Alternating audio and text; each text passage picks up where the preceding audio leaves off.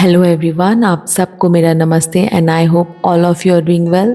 आज मैं आप सबको वाल्मीकि रामायण के बाल कांड के 150 सर्ग यानी 91 सर्ग को पढ़कर सुनाने वाली हूँ। पिछले सर्ग में हमने श्री रामचंद्र जी का लक्ष्मण तथा विश्वामित्र सहित मिथिला गमन के बारे में जाना। वहाँ राजा जनक विश्वामित्र का सत्कार करते हैं एवं श्री राम और लक्ष्मण के विषय में जिज्ञासा करते हैं। इस सर्ग में हम जानने वाले हैं कि शतानंद के पूछने पर विश्वामित्र जी उन्हें श्री राम द्वारा अहिल्या के उद्धार का समाचार सुनाते हैं। स्टार्ट करने से पहले मैं विष्णु सहस्त्र नाम के अगले श्लोक को पढ़ना चाहूंगी। मारीचीर दमनो हंस सुपर्णो भुजगोत्तमः हिरण्यनाभ सुतपा पद्मनाभ प्रजापति।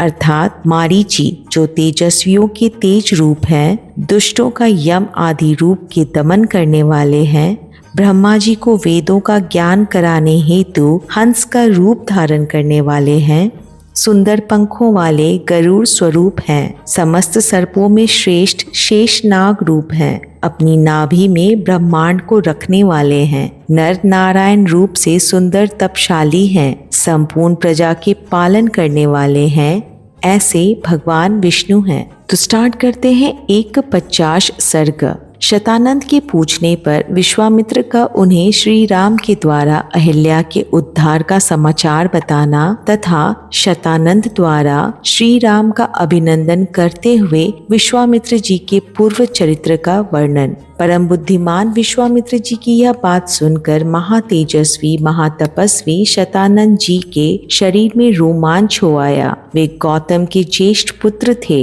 तपस्या से उनकी कांति प्रकाशित हो रही थी। वे श्री रामचंद्र जी के दर्शन मात्र से ही बड़े विस्मित हुए। उन दोनों राजकुमारों को सुखपूर्वक बैठे देख शतानंद ने मुनि श्रेष्ठ विश्वामित्र जी से पूछा, मुनि प्रवर, मेरी यशस्विनी माता अहिल्या बहुत दिनों से तपस्या कर रही थी। क्या आपने राजकुमार श्री राम को उनका दर्शन कराया? अपि रामे महातेजा मम माता यशस्विनी वन्य रूप हरत पूजार है सर्वदेही नाम। क्या मेरी महातेजस्विनी एवं यशस्विनी माता अहिल्या ने वन में होने वाले फल फूल आदि से समस्त देहधारियों के लिए पूजनीय श्री रामचंद्र जी का पूजन आदर सत्कार किया था? महातेजस्वी मुने, क्या आपने श्री राम से वह प्राचीन वृत्तांत कहा था जो मेरी माता के प्रति देवराज इंद्र द्वारा किए गए छल कपट एवं दुराचार द्वारा घटित हुआ था? मुनि श्रेष्ठ कौशिक, आपका कल्याण हो।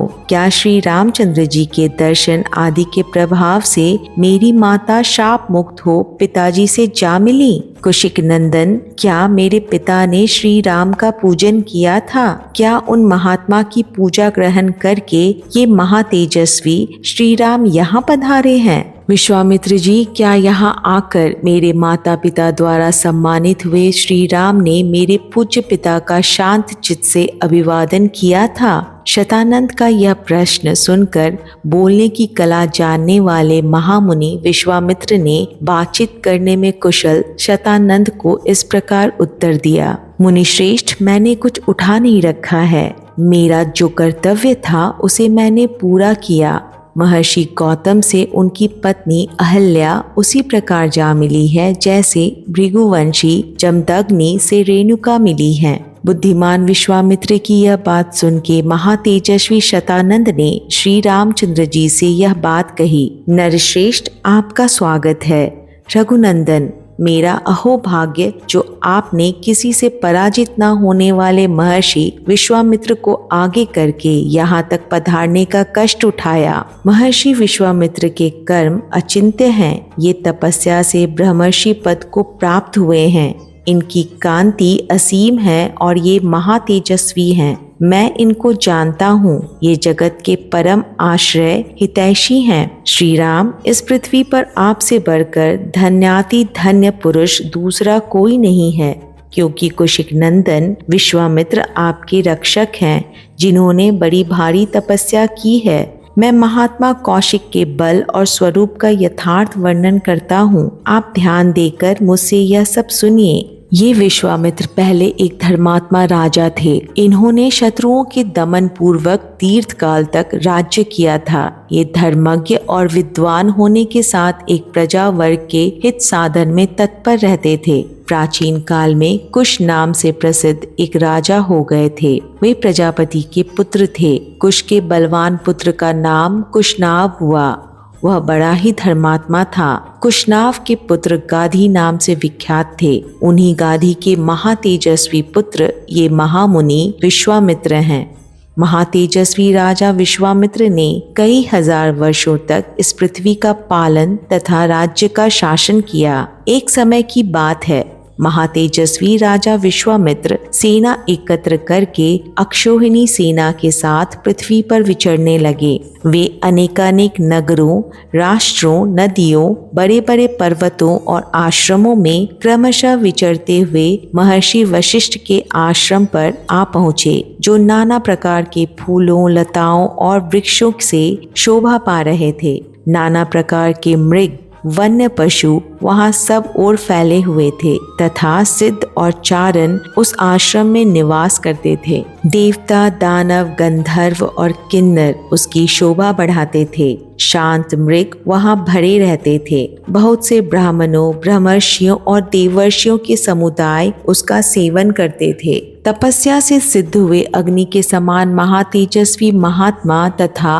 ब्रह्मा के समान महामहिम महात्मा सदा उस आश्रम में भरे रहते थे। उनमें से कोई जल पीकर रहता था तो कोई हवा पीकर।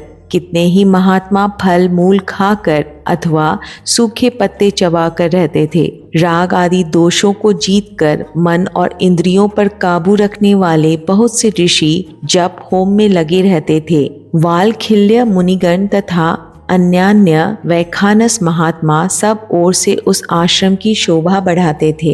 इन सब का विशेषताओं के कारण महर्षि वशिष्ठ का यह आश्रम दूसरे ब्रह्मलोक के समान जान पड़ता था। विजय वीरों में श्रेष्ठ महाबली विश्वामित्र ने उनका दर्शन किया। इस प्रकार श्री वाल्मीकि निर्मित आश रामायण आदि काव्य के बाल कांड में 51वां सर्ग पूरा हुआ।